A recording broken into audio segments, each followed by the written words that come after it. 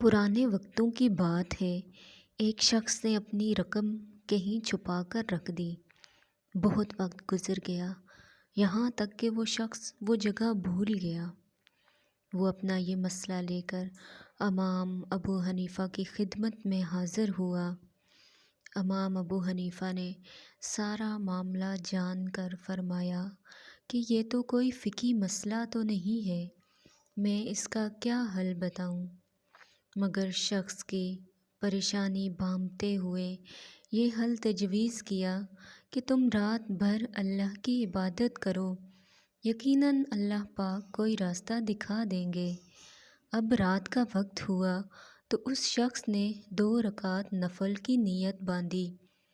ابھی اس کی نماز پوری نہیں ہوئی تھی کہ اس کو یاد آ گیا کہ اس نے پیسے کہاں چھپا کر رکھے تھے۔